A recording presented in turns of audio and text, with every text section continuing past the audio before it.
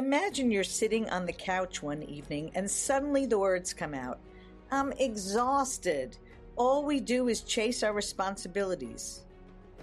At some point or another, you've probably heard yourself asking, when did I start scheduling heartworm medicine for the dog, but never anything that brings me joy?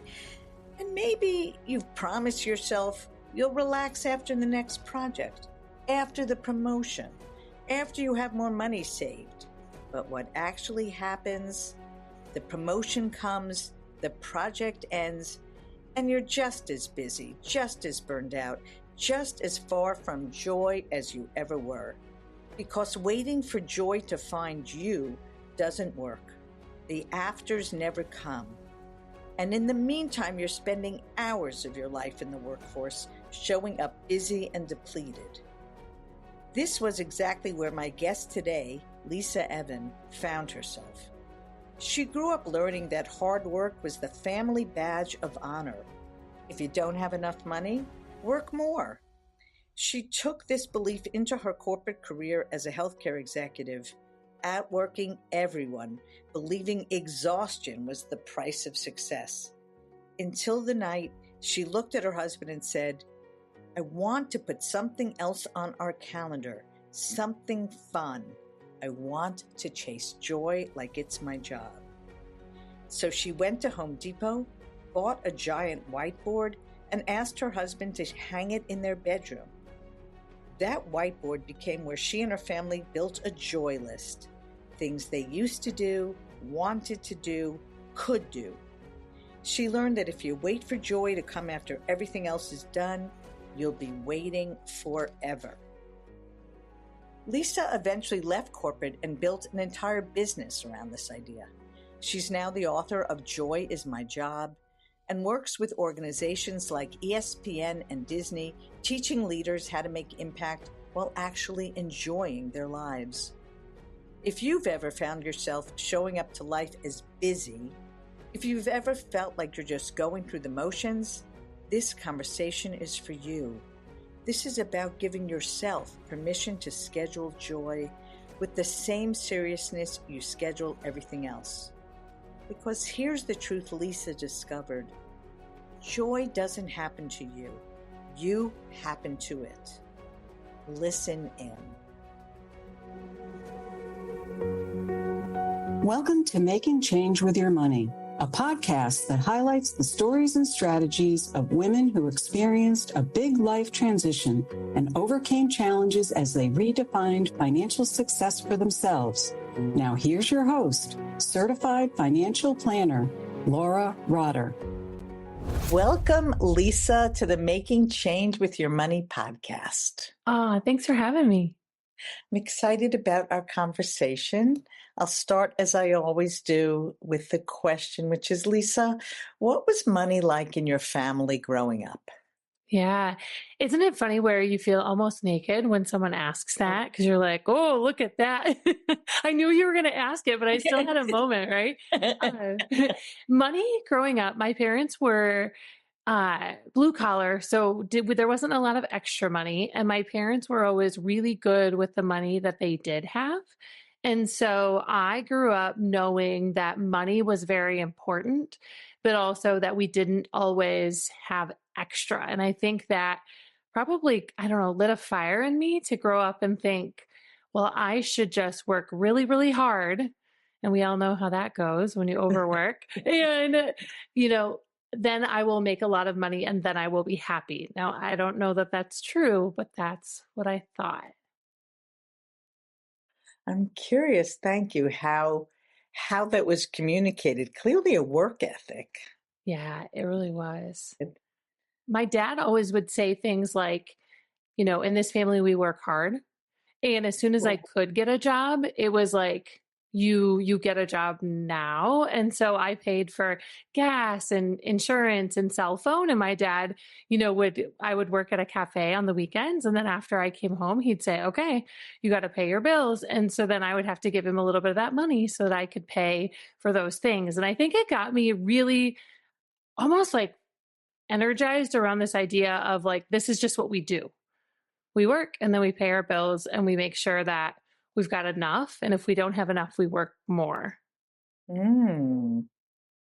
Yeah. I do like that. I was just had lunch with a friend and we were talking about almost asking ourselves, are we communicating a sense of financial responsibility to our children? Yeah. I still have my married kids on my cell phone bill. I know, right? It's so easy to just like, it just is, right? Exactly. So it's interesting, and I don't hear in your voice that you found it oppressive in any way. No, not at all. Very much more like a sense of freedom. I'm going to probably say the quote wrong, but I heard a quote, and I actually have a 13-year-old and a 10-year-old. And so we're in the throes of like, starting to think about babysitting and money and all that. And there was a quote that said something about if you do everything for your kids, you steal their self-esteem and build your own. And I thought that was really interesting. And so the last probably couple of months since I heard that quote, a lot of times it's about allowing them to do it and having some self-esteem around, well, look what I did and look how I earned that. And though it sometimes is hard, especially with teenagers, to be like, you need to do the dishes or you need to clean your room. My son, we just had a mowing lesson and learning how to mow the yard. So now he's making, $10 and $20 from that, but it works. I watch him and he's so proud of mowing the yard and like earning the $20. And then he's got a little chart that he writes down how much he has saved. And yeah, I was like, gosh, there is something to that quote for sure. I love that. And the empowerment that you Yeah. felt and that you see your son feeling, Mm-hmm. and he's earning his own money. So thank you for sharing that. Absolutely. So as we discussed earlier, this is a show often listened to by women who are going through a life transition and are now coming out the other side. Yeah. So I'm curious, can you name a life transition or several that were sort of defining events in your life journey? Yeah, absolutely. I think one, which is funny because now you're going to say, wait a minute, what did you just say? One of the things with my dad, I was saying like, you need to work hard. I got into the workforce and I thought, well, I'll just outwork everyone there and that will equate into happiness. And I don't know that my dad really was alluding to, that would equate into happiness, but that's how I took it. And so you can imagine I graduate college, I get in the corporate world and I'm working, working, working. And then one night I look at my husband, we're sitting on the couch and I look at him and I said, I'm exhausted. I feel like all we do is chase our responsibilities, like our kids and our work and our dishes and our laundry. And I said, and we schedule it. We've literally put on the schedule all the things that we're going to do, even like down to the when we're going to give our dog like her heartworm medicine, like when to change the furnace filter, that's on our calendar. And I said, I want to put something else on our calendar, like something fun. And he's like, okay, well, what do you want to do? And I said, I don't know. I just want to chase joy. Like it's my job. Like we have no problem giving ourselves permission to do all of the work things and all of the, take care of this and take care of that. I said, I think I want to schedule some other things. And so I said, give me a couple of days and I want to like figure out what that could look like. And he's a really nice and kind of quiet guy. And he goes, okay. And so I went to Home Depot and I bought a giant whiteboard and I brought it home and I was like, can you hang this in our bedroom? Like, I just want it right next to our bed. And he was like, Lisa, people do not put whiteboards in their bedroom. And I was like, you know what? We do. And so I said, hear me out. I want to start creating a list of things that bring us joy, things we used to do, want to do, could do. And sometimes the only time we're together are when we fall asleep. And so I want us to make a list of joyful things then. And I want to fall asleep. And then I want to wake up. And when I'm the most fresh, I want to see it. And I want to think, oh, you know what else I should add? And I want to add to it. And so he laughed and he hung the whiteboard. And that was kind of where our joy journey started. I wrote a book called Joy is My Job. And it was all about us just realizing that if you wait for joy to find you, well, after the next project, well, after the kids sleep through the night, well, after I get that promotion, well, after, it never comes. And so we just decided, okay, I think it's now. And that was really where our joy journey began. And I think it's perfect to be on this podcast because, one of the first orders of business is like, well, joy is not cheap. How do we do some joyful things and, not spend a lot of money? And it took a little bit of time, but we got really creative about how we could infuse joy around the barriers of time and money and stress. It was the best thing we've ever done. Love it. Can you please say more? Yeah, absolutely. And so we really decided that the first order of business was to create a list. And so if you're listening and you're thinking, well, easier said than done, like I do not have another brain cell to give to that. I tell, I do a lot of presentations around this and I say, you're right. The first thing that you're really going to want to do is desire it. Like let your brain kind of be like, well, what if I did want a little joy? And then the second thing is really giving yourself permission. A lot of times we're like, well, we got to do this and we got to do that, and then we'll be joyful. And I'm always like, gosh, the science around joy is that it really does improve your life and the length of your life, so much that what if you could be two things at once? Like, what if you could be busy and joyful? Like, what if you could be stressed but still sneak in a little joy? And the third thing is really around belief. You have to believe that you can be two things at once. Otherwise, you're right. I had a woman raise her hand at a presentation and she goes, I have enough joy, thanks.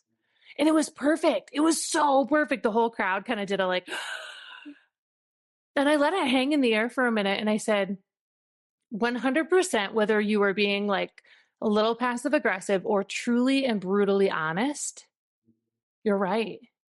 You are 1000% right. And today might not be the day for you to create more joy. But when you're ready, desire, permission, belief, do it. And then it becomes easier to be like, well, I can make a list of things that, I want to have more joy in my life. And I always say, start small, 15, 20-minute increments and build from there. It's like a joy bank account is really how we call it. Literally, we measure our joy like a bank account is what we say in our family, and our kids do it. We do it. And now even some of our friends and family do it too. So as you're saying all this, Lisa, and I'm smiling from ear to ear, the first thing that comes up for me, well, I am going to ask you what's the definition of joy, but I have this saying that resonates in my head. It's using happiness, but that could be synonymous with joy. Yeah. It's an inside job, right? Mm-hmm. That's like what you said about, oh, when I have money, when I have a good job, I'll be happy. And as you get older, you realize that it's really a choice. It is. It's not external things yeah, that provide joy, that provide happiness. And as I say that, it begs the question, how are we defining joy? And yeah. I love just when you say 15 minutes. Because someone once said it to me, I feel happy when I remember to, when I take a hot shower. Yeah. It's just appreciating, wow, I don't have to do anything. I just turn the faucet and hot water comes out and the time. And so how are you defining it? Well, it's funny. When I wrote the book, I did a ton of research on what is the actual definition. And then I kind of threw all of that in the trash. And I basically said, feeling alive. Feeling a little bit better and a little bit more alive than I did moments ago. And when we talk about, I give some really fun joy challenges in the book. I mentioned 15 minutes. That's one of the challenges is literally what can you do in 15 minutes that brings you joy? And I have a friend, he texted me one morning and he said, I figured it out. He goes, my 15 minutes of joy is literally when he gets up in the morning, he brews a pot of coffee and he says, I just stand by it and I watch it.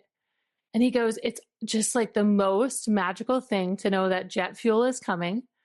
It smells amazing. And he's like, no one's awake. No one's bothering me. He's like, and I do it anyway. And I'm like, yes. One of my favorite ones is I have a good girlfriend. She doesn't live far from me. And we both are kind of in the throes of kid stuff. And so we just don't have extra time. And sometimes she'll call me and she'll be like, hey, what are you doing? And I'm like, nothing. What are you doing? She's like, you got 15? And I say, yep, I got 15. And anywhere in our town, we don't live too far from each other. I know she's probably within 5 minutes or so of the house. And so literally I grab a LaCroix, sometimes a beverage, and I meet her in the driveway. She literally parks her car.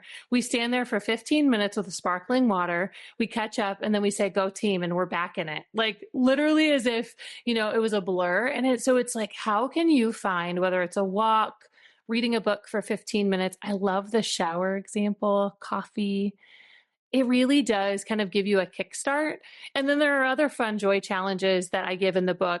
Things like 30 minutes, half day, staycation, vacation. Like there's all different ones. And my favorite joy challenge is crappy to happy. And so I say, make a list of all of the unglamorous things that you do at work and at home. Laundry, dishes, Excel spreadsheets, whatever it is, emails, reports that you have to do. And I say, okay, those are the crappy things in life, but we don't get to like throw them away. We have to do them anyway. And so I say, what can you do either before, during, or after to find crappy to happy? And I had a woman, she came up to me after a presentation and she said to me, Lisa, I'm aging. And I was like, yeah, we are, aren't we? And she goes, my mother is in a nursing home and I hate visiting her. She goes, we just sit there and stare at the walls. And so I've kind of quit going. And I said, that sounds really crappy. And she goes, it is. And she goes, but you know what? Crappy to happy, right? And I said, yeah. She goes, we used to play cards when I was a young girl. I think I'm going to bring some cards next time. And I was like, yeah. Sometimes it's just a matter of like just a tiny shift in perspective to think we got to do crappy stuff. Why not make it a little happy before, during, or after? Yes, I've often been shocked at how slight reframes can make such a difference. Even the I have to put the spreadsheet together for the client meeting and then realizing, I mean, it isn't true for all of us. It's certainly true for me at this point in my life. I'm choosing to. Yeah, you get to. And sometimes too, like just acknowledging that something's a little bit crappy, right? You're like, gosh, I feel seen. I know that this is not fun. I've acknowledged it. And then all of a sudden it's like, okay, well, now I can add a little happy around it. Right. And right. Seeing yourself, acknowledging your feelings, your crappy feelings, and helping to reframe them. I may have shared with you when we first spoke, and this has made such a difference in my life. It's funny, I keep mentioning it. I love to exercise. That is one of my happy places. But the minute I do classes, and I do classes online, and the minute the class ended, I would always turn it off because right? That's my time. Stop.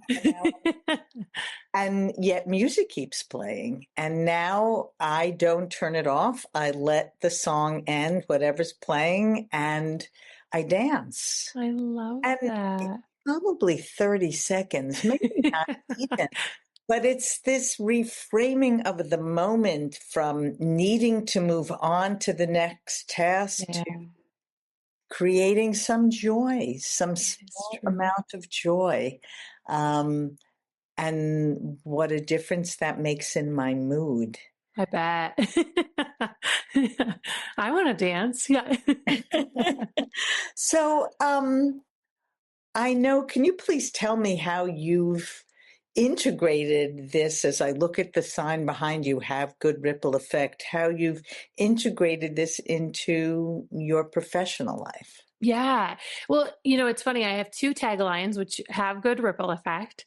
And the other one is joy is my job. And I will say one of them started out in the professional and kind of shifted to the personal. And then joy really started in the personal and shifted to the professional. And so I was a corporate healthcare executive before I owned my own business.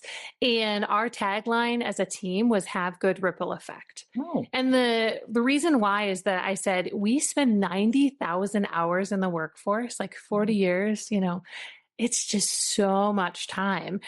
We ought to have good ripple effect, make good impact. And so my team really knew that my expectation was if you're on this team, you have good ripple effect. If you don't, you're out. And we would use this as like a way to really define and address anything that was negative or toxic in our environment. It really became kind of our motto. And as we think about everything we say and do being a ripple, happy or crappy, our choice, it really became our way of like functioning. And then, I was working extra hours, long nights. And in my personal life, I was realizing, gosh, I need more joy. And that's really when both sort of collided. And it really kind of came down to this idea that you happen to the world, not the other way around. So if you want to make some impact, if you want to have joy, you first have to decide that you want to. And I think that's, oftentimes people will say, well, are you one or the other? And I'm like, no, I'm both, just like we would be many things at once. You are not the sum of your earnings. You are the sum of your yearnings. If you're ready to use wealth to create more freedom and flexibility, let's align your finances with what matters most. Together, we'll build a plan that balances your scarce resources of energy, time, and money so you move forward with clarity, confidence, and less stress towards a life of true abundance.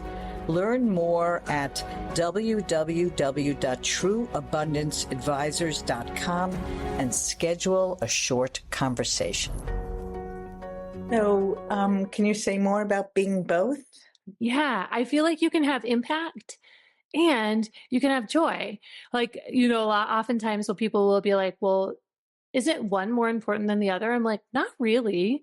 I went to so I'm from Iowa, and Caitlin Clark, the basketball player, is from the town that I live in, and which is kind of fun to watch her just like create amazing impact in the world and really bring awareness to a sport that historically women's sports didn't get a lot of love. And we went to the game where they retired her jersey at the University of Iowa. And I'll never forget, they raised her jersey to the ceiling, like on a big placard. And the announcer went over the intercom and said, there will never be another 22. There will never be another Caitlin Clark. And I remember sitting there thinking, gosh, we all kind of have our own jersey retirements, like at the end of our career, the end of our lives. And I think about what is the impact that we want to leave, right? What's our legacy? And I hope that mine is a good ripple effect and it's joy.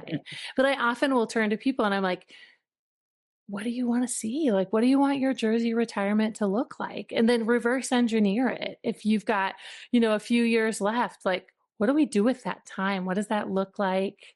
How do you enjoy it? How do you really create a life that you love, really?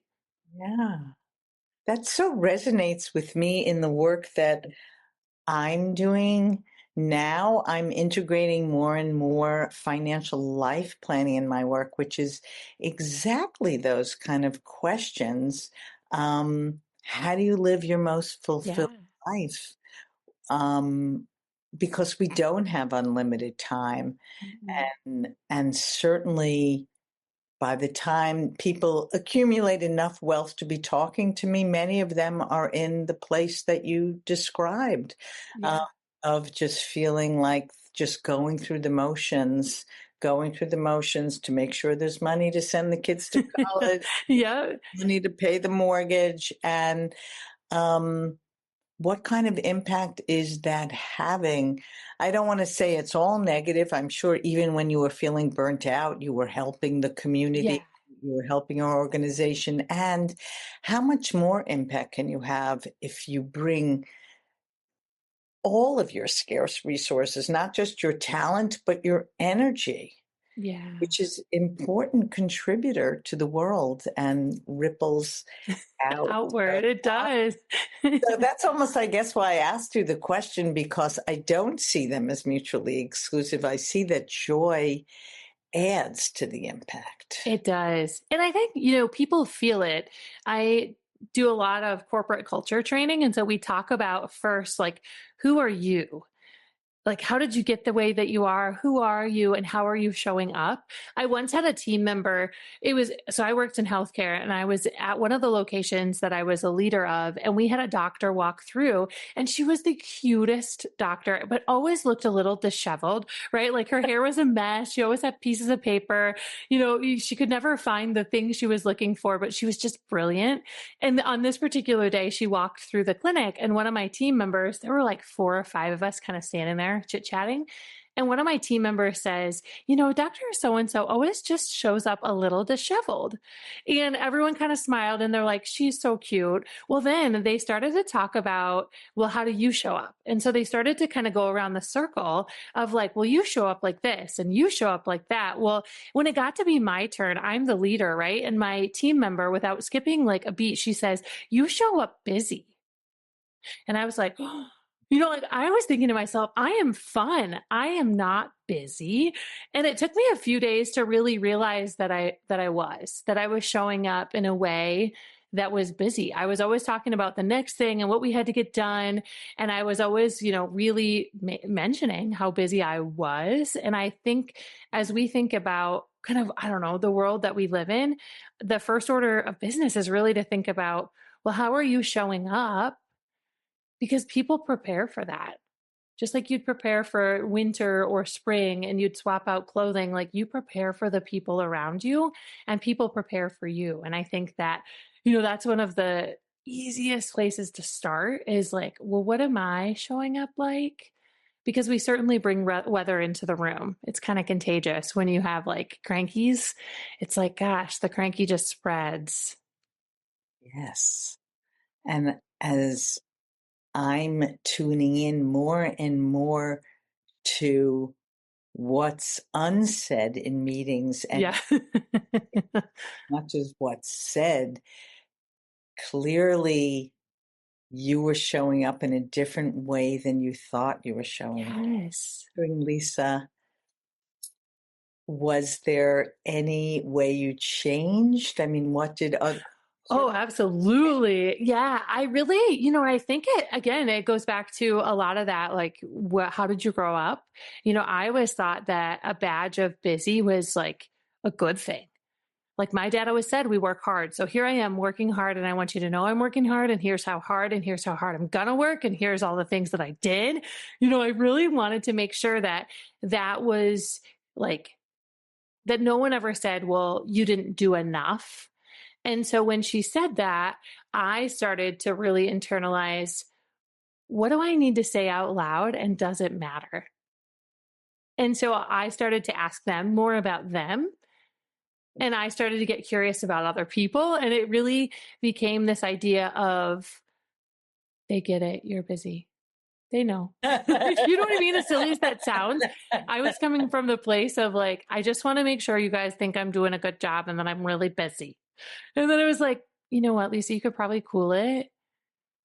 Like you're doing as best you can, and you're doing as much as you can. It doesn't need to be said. And you could probably like chill out and just show up in a more calm way. And I really got to lean on my fun side a little bit more after that, because I was realizing like the other side really wasn't productive in a funny and yet odd way. To be busy is not productive. Huh. Yeah. And what I'm also hearing, Lisa, is perhaps I'm projecting, but there was a way that you needed to keep reminding yourself, I'm a serious professional. Yes. I'm busy. I mean, culturally, it's very hard to shake that once you've integrated it, that you can be a serious professional and you don't have to be constantly under the stress of your to-do list. And I think that's why measuring our joy was actually the perfect way to get it. You know what I mean? Like for the overachievers or even a lot of our listeners, when you think about, they're probably like getting it all done, right? And I'm like, so give yourself some permission to schedule it in, and then you'll still get it done and you get to get credit for it, which just sounds like so backwards, but it really does. Like we're here in a few short hours, we're heading out to go to Milwaukee. We used to live there, and we'll be there for 5 days. And it was on our calendar for joy. And therefore I feel no guilt that it's there because I'm scheduling it in. And I think that's the way around the battle of, will I always probably fight that a bit? Yeah. But it does get me to be both joyful and busy. Yeah, it's a way to be productive, to feel like you're accomplishing something Yeah. by having a list that It is. For those of us who like it, great. And I would say, like, if you don't, great too. Like your joy and my joy will look so different. Once a month, I sit down and watch a football game with my husband, and he tells me all about the rushing whatevers and the throwing whatevers. And my whole entire job for that joy activity is to literally be in his joy. And all I have to do is smile. And then he gets a little bit more, animated. And he's like, did you just see that? And I was like, oh, yeah. But it allows you to, again, it's like all about like permission of just, this is not a waste of time. This is getting in someone else's joy.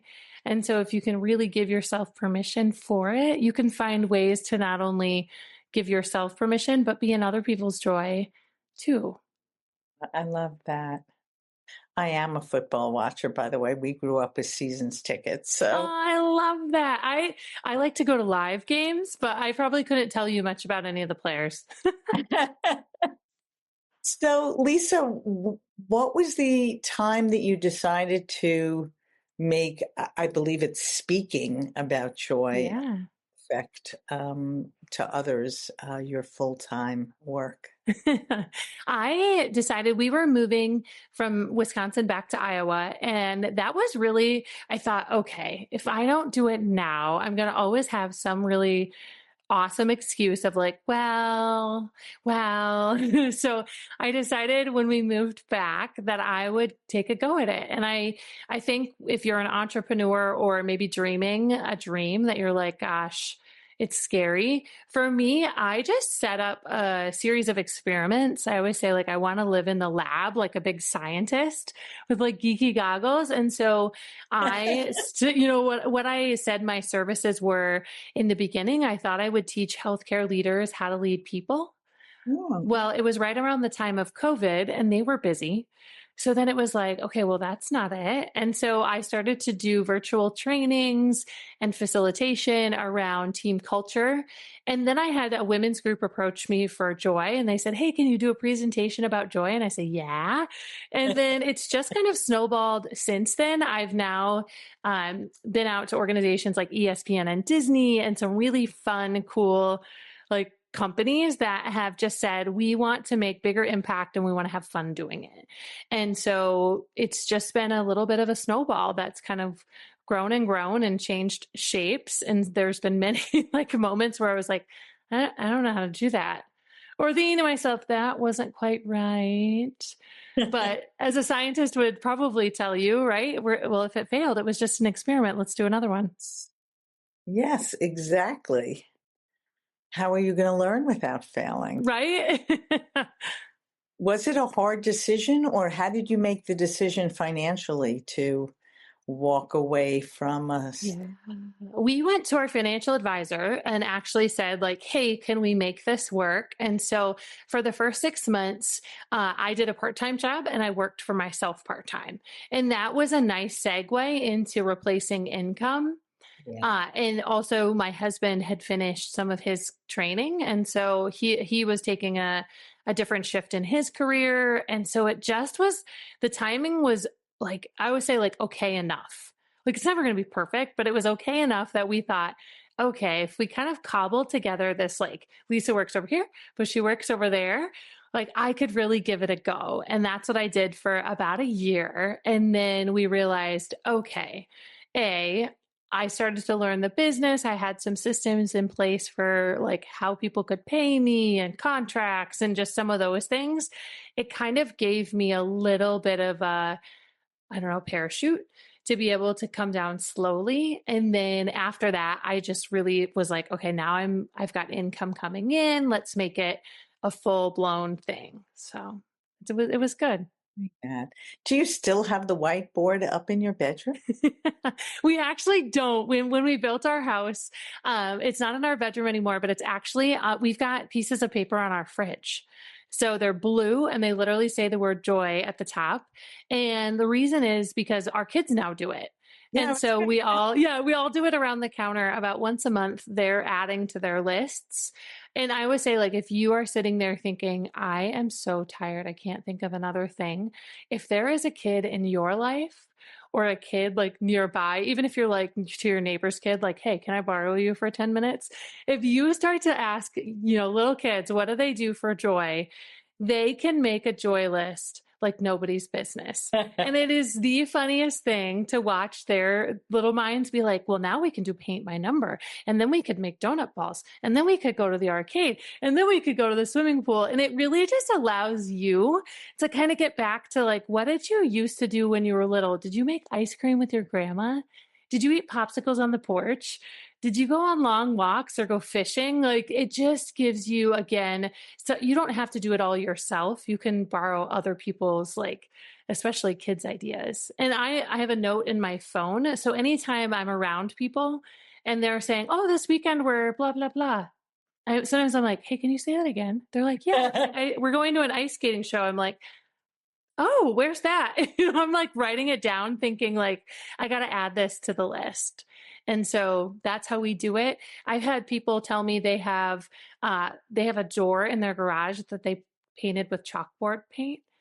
And so when they walk out their garage door, they have their joy list on that chalkboard. And I'm like, oh, that's a great idea. I've got other people that have like mini magnetic whiteboards that live on the side of their fridge, notes in their phone. Like you can get really creative. A pile of Post-it notes will do. But just like, if you think to yourself, well, I don't need a list. I can do this. I'll kind of push back on you and say, no, you need a list. Because if you've ever sat there on a Friday night and turned to a friend and said, where do you want to go to dinner? And they're like, oh, I don't know. Where do you want to go? Well, I don't know. Where do you want to go? And you spend more time trying to think of the thing than doing the thing. So I always say, if you can have a list of like 3 to 5 to 10 things, sometimes we literally just look at the list and it says, go to coffee shop. And we're like, yes, we can do that. And away we go. And I do think that even looking at the list itself can bring joy. Yes. The way we talk about vacations, that it's not just the vacation, it's the planning of the vacation and the looking forward to the vacation. Anticipation is the greatest gift, is it not? Yes.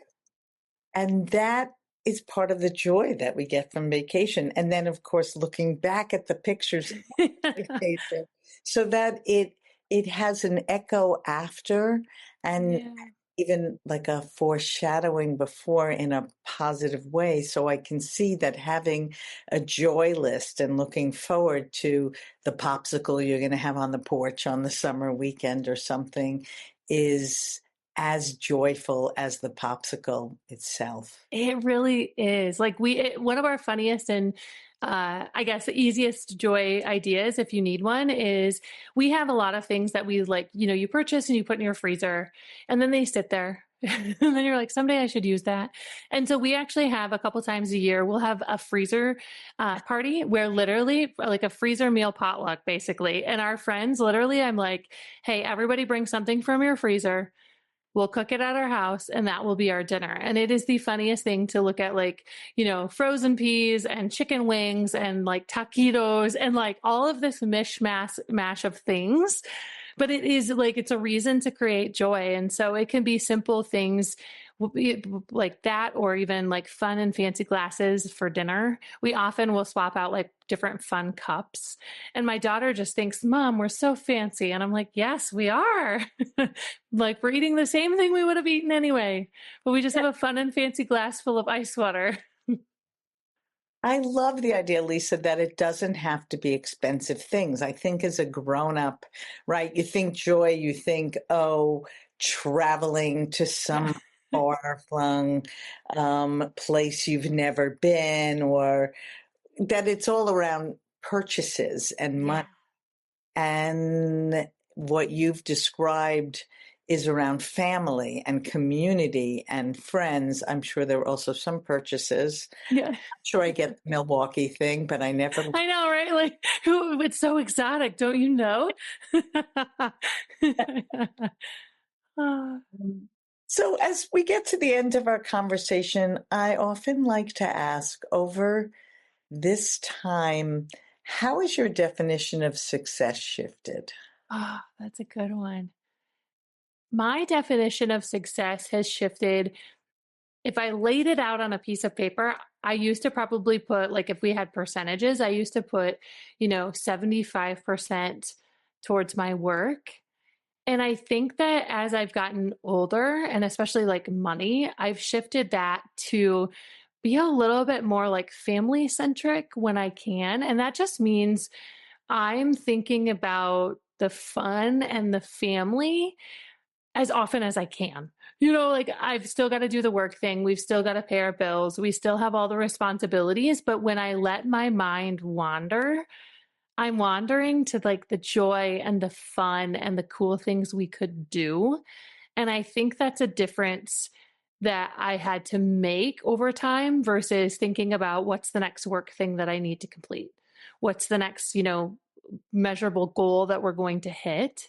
And I think that those still exist. But again, I've given myself permission to dream on the other side a bit. And I hope that anybody listening who's thinking, I am so burnt out, that you give yourself a little bit of permission to just dream and think about the things that bring you joy. Because all of a sudden now I chase it like it's my job. Literally, I'm adding it in at every corner of like, well, we could do that. We could add that too. It makes life sweeter. It does. And again, you're in some ways validating the work that I'm now doing of building a vision for my clients in present tense Yeah. of the joyful things that they have identified that they'd like in their life. And though I'm not quite a manifester, I do believe that dreaming, that allowing oneself to articulate Mm-hmm. dreams, from building a joy list to hearing in present tense what your life could be like, is the first step Yeah, 100%. in that direction. Mm-hmm. So, so is there anything you feel like you haven't shared with our listeners that you'd like to share? First of all, the name of your book, and I'll Yeah, put it in the show notes. absolutely. I would say, so my book is Joy is My Job, and you can find it on Amazon. And then I would say, if you could write on a sheet of paper somewhere, whether it's a post-it note or somewhere else, I would love for you to write, you happen to the world, not the other way around, because there are so many circumstances that we don't get to choose, but how we respond to it and how we design our lives in spite of maybe that thing that we're like, oh, that's my hope for people in the world. So, so beautifully said. Thank you so much for being my guest, Lisa. Thanks for having me. Thanks for listening to Making Change with Your Money. Certified financial planner Laura Rotter specializes in helping people just like you organize, clarify, and invest their money in order to support a life of purpose and meaning. Go to www.trueabundanceadvisors.com/workbook for a free resource to help you on your journey. Disclaimer, please remember that the information shared by this podcast does not constitute accounting, legal, tax, investment, or financial advice. It's for information purposes only. You should seek appropriate professional advice for your specific information.